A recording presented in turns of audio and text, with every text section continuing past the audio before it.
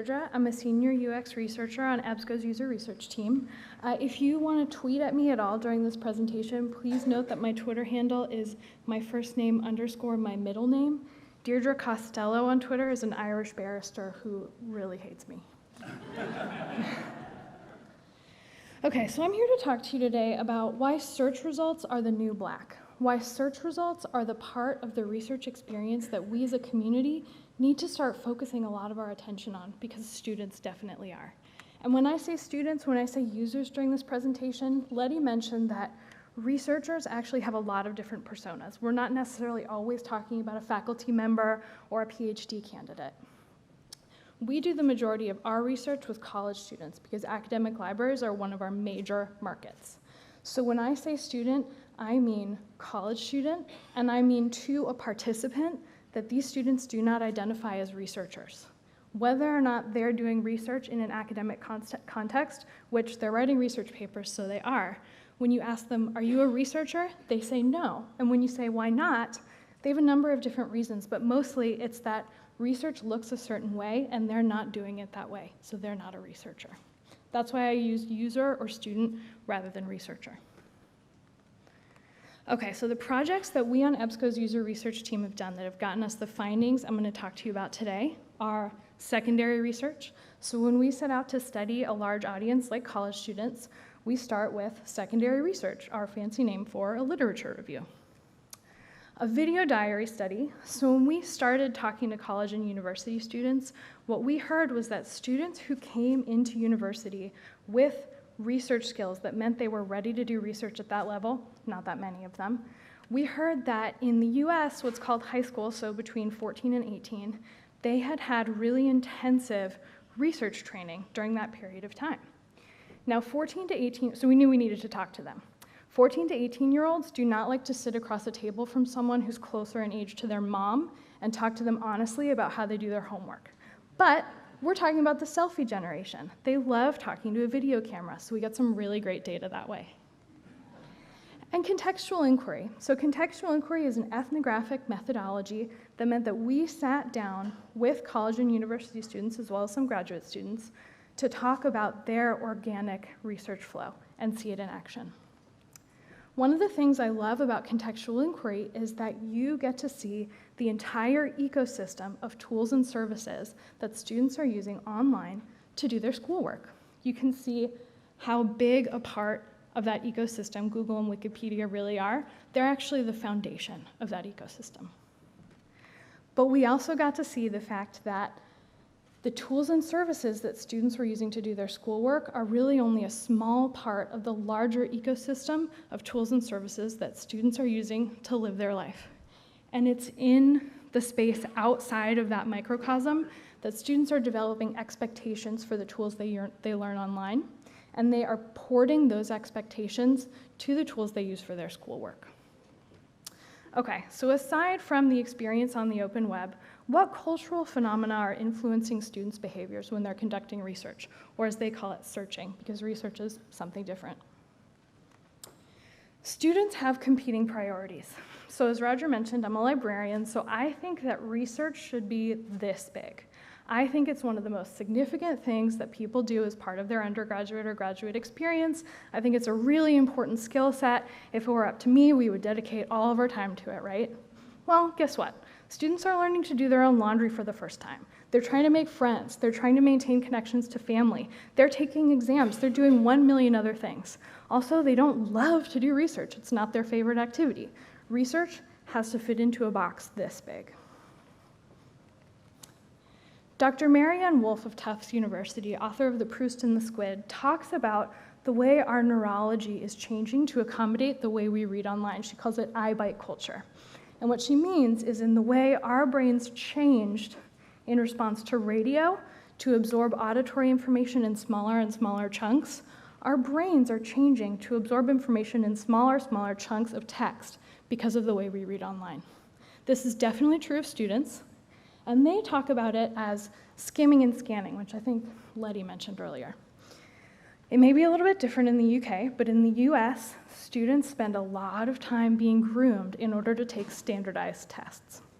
Part of what they learn as part of that grooming is skimming and scanning techniques. So they're looking for ways to save time when they're taking standardized tests. During the reading comprehension part of the tests, they are taught to read the questions first and then skim and scan the text for the answer, not read the whole thing. Because students are trying to fit research into this big a space, they are absolutely applying that time-saving technique to everything that they read in the service of their research.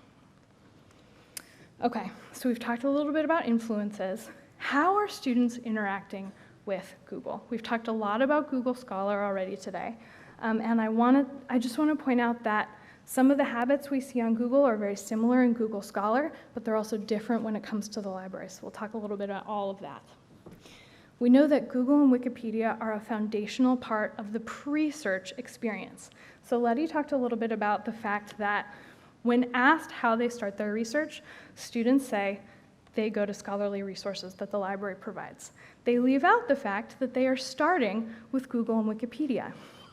Well, when you describe the way that you get to work, do you talk about the fact that you take your keys out and lock your front door, or do you start with the road that you take when you drive? Google is so automatic for students, it's like breathing. They don't even remember to describe it as part of their research process, which is why I love contextual inquiry, because we get to see it. So let's talk about it. Students, when they talk about how they use Google, when we ask them why Google is such a big part of their research experience, they say, well, I trust it. They've been using it for years to give them information like movie times or directions. Students trust Google to the point that, okay, they will tell you that they scan the whole first page of Google to see if the answer's there. They're really only looking at the top 5 results. And if what they expect to be there is not in the top 5 results, they say, oh, I better change my search, because it's much more likely that I have screwed up my search than Google didn't return the right thing to me. Students also understand why they're seeing the results that they're seeing on Google. And when they skim and scan those search results, they're looking at this snippet. Their search term is bolded. It's a keyword in context, and they understand why that result is there. We talked to students both who had gone to great schools with a lot of resources and had had extensive research training before they got to university. We also talked to plenty of students who did not have that opportunity and did not have those resources. What they said to a participant was that they had one English literature teacher who saved them by taking time out of the regular curriculum to tell them, look, you can't believe everything you read on the internet. Here's how you judge credibility on Google search results. If it's a .edu or a .org, you can use it in your paper. If it's a .com, you have to take it with a grain of salt. So they look at Google search results and they say, I got this. I can figure out what's relevant and appropriate for me. When they interact with the Google search results, as I mentioned and as Letty mentioned, this is pre-search. So what they're doing is they're starting with a very general search to build out their foundational knowledge about their topic, so they don't get caught up in something else and miss something that would make them look really stupid when they write the paper. So they're starting with this very broad topic, and this is an example of a search that we saw during our contextual inquiry. This was a student in an ecofeminism in literature class. She started her pre-search with the term ecofeminism. So the first thing she does is scan the search results for her search term in the title and in the snippet. But what she also described to us was the fact that the Google search results are also a learning opportunity. She's not just looking for ecofeminism, and in fact, she didn't click on anything on the Google search results because she got what she needed from the search results themselves. She saw related terms, alternate terms. She saw the names of some authors who were big in that field, and she decided, okay, I can move forward now. I have the foundational knowledge that I need. We talked to several students who called this developing a constellation of terms or a constellation of knowledge related to their original search term. What does this mean when the student is ready to move on, when that pre-search is done, when they have the knowledge foundation and they're ready to move to library resources? Well, they're continuing to scan for their search terms in the titles on search results. I'll tell you what's a little bit interesting though. When we saw students do this first search in library resources, they often used the same exact general term that they'd started with in Google. And here's why. I mentioned that students have a little anxiety about research. This anxiety is not generated by the library, it's not generated by the library website, it's not generated by library resources, although students tend to focus it there. They are bringing this anxiety to the research process, and it is because, as I mentioned, they think research looks a certain way, and they're not doing research that way because they don't know how or because they think it's too hard. They spend a lot of time and energy on this product that's going to get judged, and they're not entirely sure what the criteria are that it's going to be judged on. So they have a lot of anxiety that comes to this point. They are looking for a life raft. So they start with a very general search because they need to orient themselves. They need to feel like they're on safe footing. They are also, it's not really fair because they haven't searched for them, but again, they're scanning for that secondary constellation of buzzwords related to their initial search. Here's where it changes a little bit. The snippets are a struggle to interpret. And it is because, depending on the resource, it may not be a keyword in context. Their search term may not be bolded there. Also on Google, those snippets come from content that's written for the open web. The content on library results comes from abstracts. It comes from the first few sentences of an article, but it's written at a much higher level. It's much harder for students to absorb this content quickly and easily and make a decision based on it. Also, the source information doesn't provide the same clues that it does on Google. When students see a .org or a .edu on Google, they think, I got this, I know what this means for me. The name of a database, the name of a journal, the name of an author, it doesn't mean the same thing and it doesn't give them the same cues. So they feel very unsure about how to move forward, about what comes next. Okay, I mentioned I would talk a little bit about Google, Google Scholar, and library resources. Google Scholar and library resources, when students come to both of those places, they assume, first of all, they often assume that everything they see is full text. Second, they assume that anything they see in those search results is citable and they won't be penalized for citing it. Google Scholar is a little bit different though because it looks so much like Google, it feels like an old sweater to students. It feels very familiar, it feels very comfortable. They don't bring the same anxiety to Google Scholar that they do to library resources. Okay, so before I talk about takeaways, when I present this information at EBSCO, everyone's like, this is really great, but we're sick of hearing you talk about students. We want to hear students talk about themselves. So I'm going to show you a quick video of students talking about research in their own words.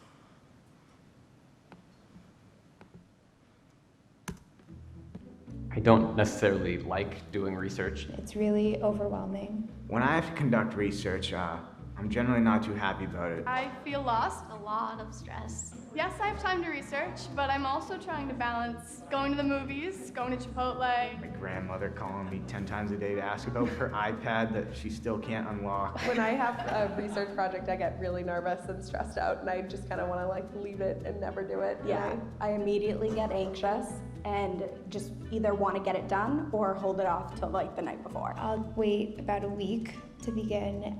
I'd say near the end of week 2, you start to actually do the research. In the middle of the first week, I kind of start the research. I definitely work better under pressure. I'm a serial procrastinator. It's a stressful experience because I don't necessarily know where to look at first. It takes me a while to find sources that I'm really looking for. What really roots that stress is not knowing if you're going to find the information you're looking for. I just can't find the right resource. There's so much, and I don't know what I'm actually going to need. So maybe it's good to start with a general idea before you get really specific, before you have real information. When I'm starting my research, Google can be good as kind of like a jumping off point. One of the first things that I do is probably Google my topic. Google is definitely my soulmate. I can just type in my question and I get the response. Or using Wikipedia to try to find out more general information. Maybe go onto YouTube and look at vlogs or stuff like that. I wouldn't use that information as my research, but it gives me somewhere to start. I think it's difficult sometimes to determine whether or not the source is biased or not. I don't know what really is what means to be a reliable source. I don't exactly know. I go by is it .edu, is it .com, .org? The most difficult part for me is orchestrating the information. Finding research that I can actually apply and use. I don't really talk to the librarian. In my experience, I never found it necessary to talk to a librarian. I just thought I could figure it out on my own. At my school, there's 6 people standing in a row, and it's kind of intimidating. I don't even know if we have a librarian at my school. No one really taught us how to use the library website. My library website wasn't particularly intuitive. It makes no sense, and there's buttons everywhere, and I don't know how to work the website, and it's not made for students. It's made for the people who created the website, and those people aren't writing research papers at midnight. I never used the library website. It was really difficult to find what I wanted. There's a lot of stuff for you to use, but it's hard to focus on what you actually need. Even once you find an article on a database that does relate to your topic, it's very hard to pick it apart and understand it even. I click into a data set that I have no idea how to read. Sometimes papers do require very accurate information where I would go to a database for that. I consult the librarian. We had a librarian come in and show us how to use our school's intranet and how it's linked up with the databases and how to conduct good research. The databases, they really controlled, which is nice because you know all the sources are going to be good sources. You really know where this source is coming from, you know who's writing this. And then when I finally find that one idea, I just kind of go with it. Once I find that one source that's really helpful, it all becomes clear. That's my aha moment when I realize that I have all the information I need and I can put it together and it feels good. I just wish the researching part took less of a chunk out of my overall time. I would want them to condense everything they have into one so you don't have to jump from place to place to get what you want. And I think if they make it easier, students will produce better work. Okay, so that video ended with the EBSCO logo, but I just want to point out, EBSCO paid for it, so that's okay. But I just want to point out the 3 things that you heard students mention: Google, Wikipedia, and YouTube. Okay, takeaways that I think are important for us as a community. Google is hugely influential, it's not going away. The way students read online is changing, the way we all read online is changing. Search results have evolved from a portal to deeper information to a destination in and of themselves. Students are porting habits they form on the open web, but when it comes to scholarly resources, they don't always have all the clues they need to make decisions. And I think that is our opportunity as a community to really support students' needs. Thank you so much. Please be in touch.